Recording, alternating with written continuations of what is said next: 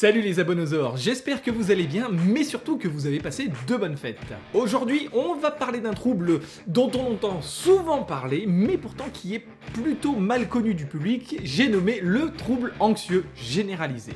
Bon, on va pas se mentir, on a tous connu au moins une fois énormément d'anxiété, de l'angoisse due à un événement récent qu'on n'arrive pas à régler.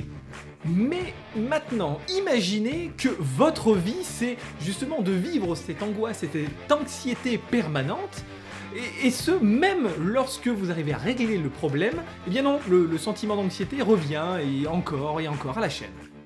Maintenant, imaginez un peu que vous enchaîniez justement ces périodes de stress, d'anxiété, d'angoisse, voilà, sans pouvoir réussir à prendre de décisions efficaces justement pour les régler, en fait sans pouvoir avoir le moindre contrôle sur cette anxiété permanente. Eh bien, on va découvrir ça dans cette vidéo parce qu'on va faire du sale dans le médical.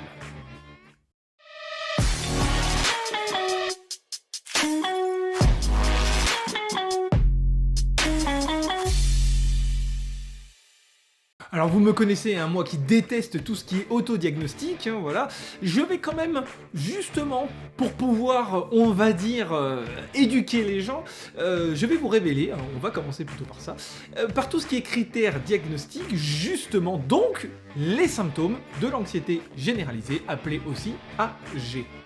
Bon, on va pas se mentir, on a tous connu justement de l'anxiété, on a tous eu des tracas dans nos vies, il nous est tous déjà tombé de la merde dessus. En fait, s'inquiéter, ça fait partie de la vie. David Koutenov. Mais normalement, vous devriez avoir la capacité de pouvoir passer à un moment donné à autre chose, justement à avancer par rapport à ce problème, à réussir à le mettre de côté, voilà, tout simplement pour passer à autre chose. Voilà, normalement, vous savez bien, comme le dit le vieil adage, le temps cicatrise toutes les blessures. Et putain, mais ta gueule! Eh bien, pour une personne souffrant justement d'AG, schématiquement, l'angoisse, l'anxiété, le stress reviennent en continu, même quand on règle le problème, même quand on essaie de passer à autre chose, de le mettre de côté. Non, impossible, l'inquiétude, le stress, l'angoisse persistent. Tout premier critère de diagnostic, justement, eh bien, il faut qu'il y ait une période d'anxiété de minimum 6 mois consécutifs. Donc pas 5, pas 4, pas 6. 6, on a dit. Il faut savoir que les symptômes physiologiques se rapprochent assez de ceux de l'attaque de panique, ou pour les plus puristes d'entre vous, le trouble panique. Cela va donc se traduire par un état d'agitation, une tension musculaire, le tout associé évidemment à de la fatigabilité, de l'irritabilité et des troubles du sommeil. Ah bah oui, sinon on ne se marre pas. Vous savez, quand une personne souffrant d'AG justement vous dit qu'elle est très fatiguée, qu'elle est très tendue et qu'elle est à fleur de peau, eh bien en fait c'est pas juste pour attirer votre attention, non mes petits pipouillons. Cette personne se sent en réalité réellement mal. Pas comme vous lorsque vous ne voulez pas aller travailler juste parce que vous avez cogné votre petit orteil là contre votre lit de merde. Et me dites pas que ça vous est jamais arrivé. C'est arrivé à tout le monde, putain.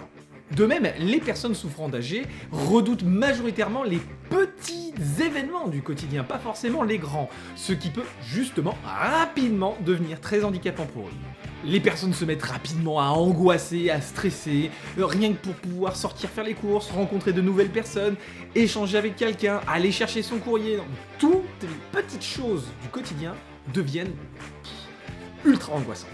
Et justement, comme le patient passe d'une crise à l'autre sans pouvoir évacuer son anxiété, sans pouvoir la gérer, la contrôler, eh bien en fait il y a une accumulation jusqu'à devenir une situation quasiment ingérable et invivable pour le quotidien. Et évidemment, comme si ça ne suffisait pas, les grands événements de la vie viennent s'ajouter eux aussi aux petits tracas du quotidien qui déjà pour le patient qui souffre d'AG est insupportable. Encore.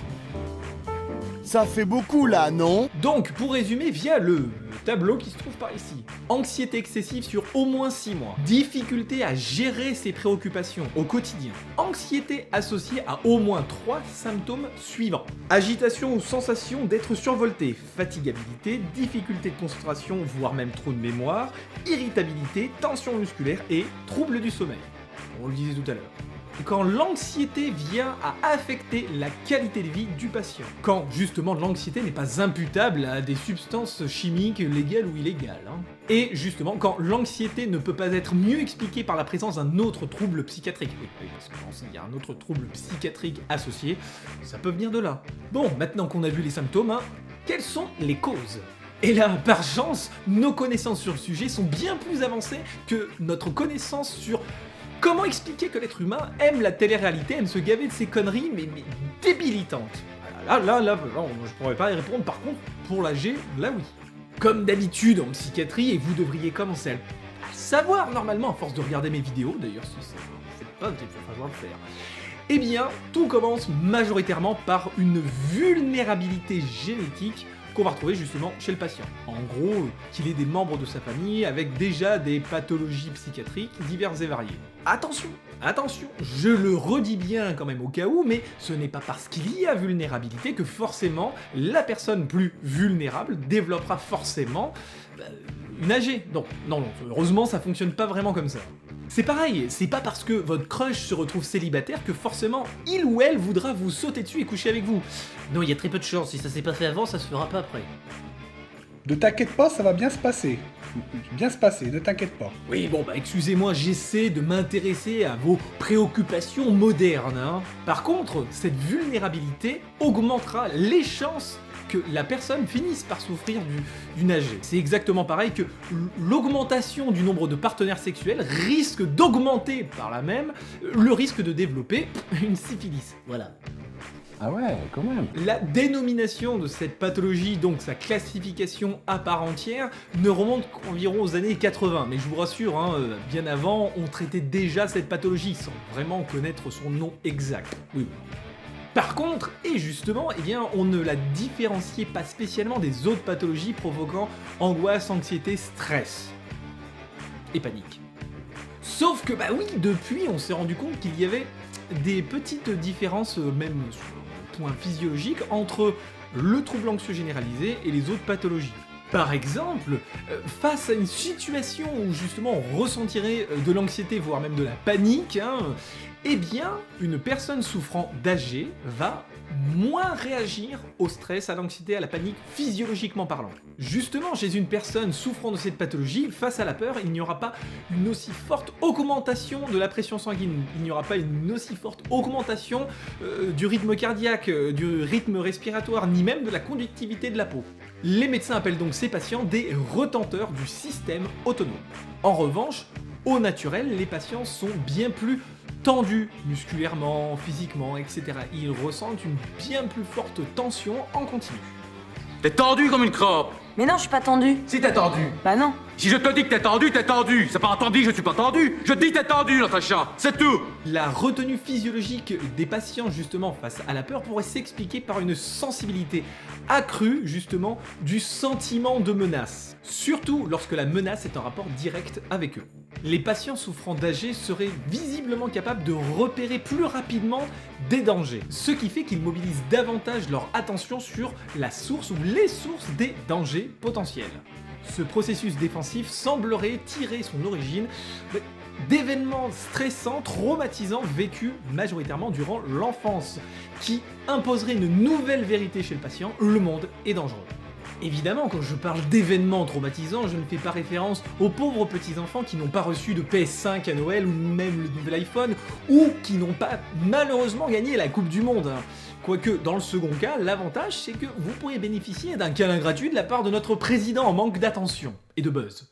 J'adore, évidemment, parce que énormément de gens vont se permettre de dire aux patients souffrant d'AG que vas-y, bouge-toi, mais ça va, c'est pas grand-chose, tu sais bien, allez, mets-toi un coup de pied au cul. Alors que, justement, en réalité, le patient a souvent conscience que ce sont des petites choses qui l'angoissent et le bloquent, ce qui n'améliore évidemment pas son état, mais il ne peut pas se débloquer, il ne peut pas gérer ses processus défensifs très anciens, implantés dans son esprit depuis l'enfance. Ça se gère pas vraiment en un claquement de doigts. En fait, ça serait comme dire à un paraplégique vas-y, lève-toi et marche. C'est tout aussi con et tout aussi contre-productif. Ça fait beaucoup de cons, quand même. Les cons, ça ose tout. Et c'est même à ça qu'on les reconnaît. Donc, comme toujours en psychiatrie, eh bien, évitez de culpabiliser vos amis, vos proches, les patients, etc. parce que c'est un processus qui est totalement inconscient. Donc, de ce fait, le trouble anxieux généralisé est un véritable handicap pour les patients qui en souffrent. Petit fun fact, eh bien, il semblerait que plusieurs patients souffrant d'AG soient capables de restreindre leur système moteur végétatif.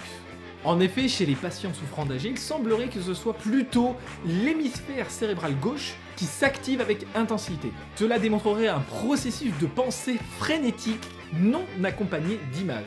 En temps normal, justement, c'est plutôt l'hémisphère cérébral droit qui va s'activer et justement qui va relier ses pensées à des images spécifiques liées à la peur.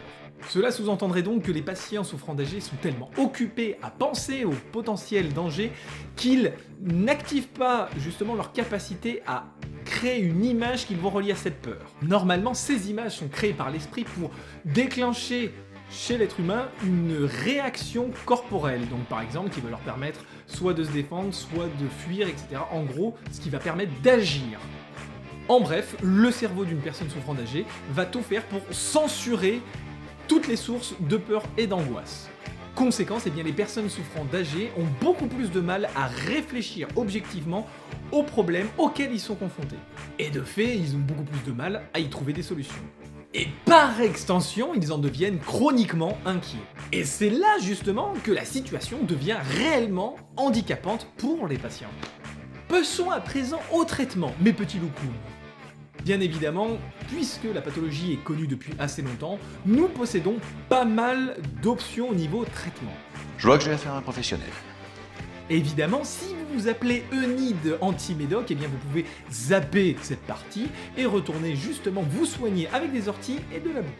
On sait par exemple que les benzodiazépines sont assez prescrits et efficaces justement dans les situations aiguës d'AG. Il semblerait donc que cela apporte un certain soulagement sur le court terme. Mais vous l'aurez compris, ça ne va pas tout régler, loin de là. Mais voilà, mais c'était sûr en fait. C'était sûr. Faut savoir que comme pour la plupart des traitements pharmacologiques en psychiatrie, eh bien il y a pas mal d'effets néfastes. Sans vouloir forcément parler des problèmes de dépendance qui peuvent apparaître, eh bien il y a évidemment un problème de vigilance qui diminue lorsqu'on utilise ces médicaments. Et donc ce qui devient rapidement incompatible avec pas mal de choses. Par exemple, pour conduire, c'est quand même plutôt déconseillé. Sauf si vous voulez faire comme Tati Daniel qui, la dernière fois qu'elle a pris sa voiture, a écrasé 3 à 4 personnes. De ce fait, les benzos sont efficaces pour traiter la crise, mais ils ne servent pas de traitement de fond. Par contre, et en revanche, les dernières études ont montré une très bonne efficacité des antidépresseurs. En revanche, et comme je le disais juste avant, le moment où les médicaments se montrent le moins efficaces, c'est dans les cas de moyen et long terme. Vraiment, ils servent majoritairement à traiter l'état de crise. C'est là que la psychothérapie va montrer les mêmes effets fast sur le court terme, mais de meilleurs effets sur le moyen et les long terme. Par exemple, l'une des psychothérapies qui va être utilisée va pousser le patient à associer à nouveau des images avec ses sensations de peur. Donc c'est un processus assez long, mais qui se montre finalement efficace. On apprend évidemment aussi aux patients la relaxation profonde, afin de pouvoir apaiser la tension externe, musculaire, et interne. Bon, après, il y a aussi la masturbation. Et je suis pas sûr qu'en psychothérapie, ce soit vraiment le truc qu'on conseille en numéro 1. C'est pas faux. Et la routine habituelle, eh bien, la thérapie cognitivo-comportementale se montrera, et se montre actuellement donc, la plus efficace. Tadam! Et oui, la TCC cherche à créer de nouveaux mécanismes, de nouveaux processus défensifs chez le patient, justement, qui vont après lui permettre de mieux gérer et de même contrôler cette anxiété. Alors encore une fois, je vais dire une évidence, mais bien sûr, pour potentialiser les effets d'une thérapie, justement, eh bien, c'est une bonne idée d'associer et la psychothérapie et les traitements pharmacologiques. Voilà, les deux vont bien ensemble. Bah ouais, logique. Pour l'exemple, une étude de Walkup en 2008 a prouvé que chez les jeunes affectés par l'AG, il y avait 80% d'amélioration chez les patients associant médicaments et thérapie, contre 24% d'amélioration pour ceux ne recevant qu'une thérapie ou que des médicaments. Et voilà, nous arrivons donc à la fin de cette vidéo sur le trouble anxieux généralisé. Et j'espère que pour l'occasion, j'aurai réussi soit à vous faire découvrir ce trouble, soit vous fournir quelques informations supplémentaires, complémentaires, justement, sur le sujet. Comme toujours, si la vidéo vous a plu, n'hésitez pas à liker, à mettre un commentaire, c'est notre petite récompense, mais aussi à vous abonner et à cliquer là sur la petite cloche pour activer la notification et toujours être prévenu lorsque sort de magnifiques vidéos. Oh, pardon. On se retrouve très vite pour une prochaine vidéo et on a fait du sale dans le médical.